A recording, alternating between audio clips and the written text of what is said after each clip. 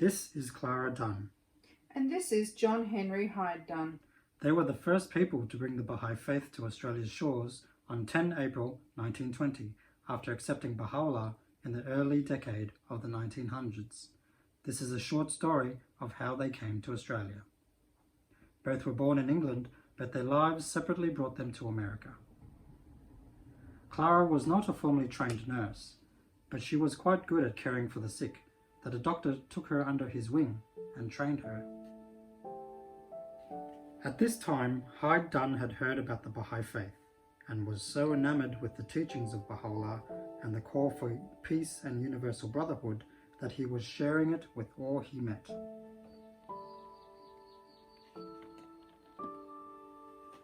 It was on a work trip to Washington State that Hyde Dunn met Clara Davis. He told her about the Baha'i Faith, and after her investigation, she decided to become a Baha'i because she was drawn to the teachings of love, unity, and equality. Hyde Dunn was a motivating and persistent person, qualities that served him well in his career as a salesman. He was a gentleman and very good looking, and people were drawn to him. His faith was firm as a rock that no buffetings of indifference or adversity could move. Clara Davis had gone through a lot of suffering, but she had said that it was all meant to be. Otherwise, how would she be able to understand the difficulties of others? She was fun-loving, witty, determined, had a good sense of humour, and loved speed. When she was in a car, she'd often ask for it to go faster. Zoom. Baha'u'llah had instructed the friends that after his passing, they turned to his son Abdu'l-Baha for guidance.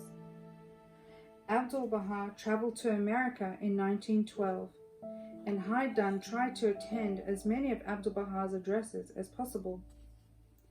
When Clara heard of Abdu'l-Baha's arrival in America, she decided to travel to see him.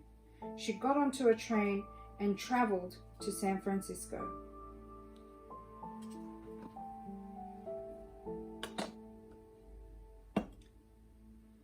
She went to the house Abdu'l-Baha was at and knocked on the door. There was no answer. When she peered through the window, she could see a room full of radiant and joyous faces. Eager to be in Abdu'l-Baha's presence, she tried the door again. She tried to see if it was unlocked, and it was. She opened it, and there stood Hyde Dunn. He was in charge of opening the door and greeting the guests, but hadn't heard her knock. She was then invited to have dinner with Abdu'l-Baha. In 1919, Clara and Hyde read aloud Abdu'l-Baha's call in a series of letters called the Tablets of the Divine Plan. The plan called for Baha'is to bring the Baha'i Faith to all countries of the world, travelling as he longed to do, even though on foot and in the utmost poverty, to promote the Baha'i teachings.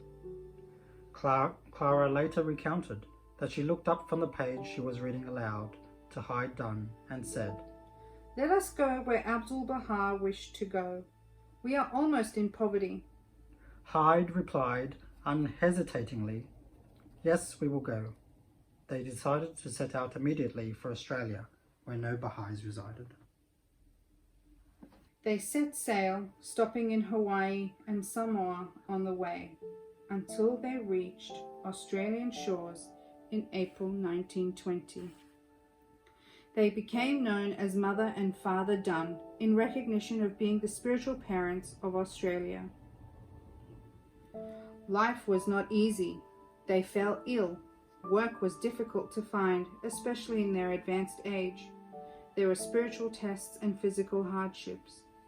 But finally, after over 2 years of sharing with all whom they had met about the Baha'i Faith, 2 people came to accept the faith. Oswald Whittaker, a Sydney optometrist, and Effie Baker, a woman pioneering in photography.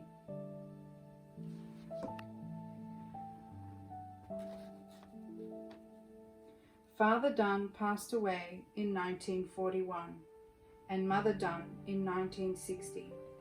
Both have their resting places in Sutherland. It wasn't until 1961, the year following Mother Dunn's passing, that the first Indigenous person accepted the faith, Uncle Fred Murray, from Menang Country in Western Australia. In 1963, he went to the first Baha'i World Congress in London and said, I have come like a giant kangaroo across the world to stand at this stage and tell the world how happy I am to be a Baha'i. I was a baby, my people died. I thought I had no people. But now I am a Baha'i, you are all my people. We are all one, we are all the people, all one now, all in one family.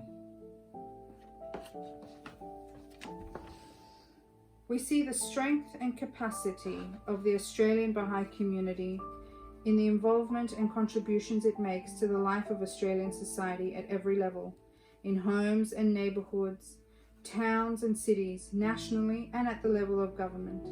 Everything is centred on Baha'u'llah's vision of the unity of mankind.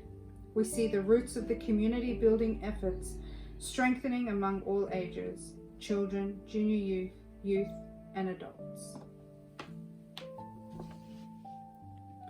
Mother and Father Dunn came here with very little material means, but a whole lot of courage and heart and faith.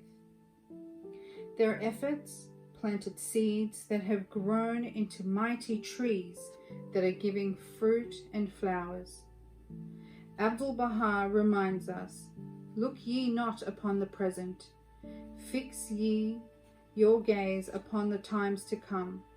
In the beginning, how small is the seed, yet in the end it is a mighty tree. Look ye not upon the seed, look ye upon the tree and its blossoms and its leaves and its fruits. Starting from the seed planted a century ago, that foundational, transformative act of the Dunns, illumined by their spiritual consciousness, our community continues to grow in strength and capacity.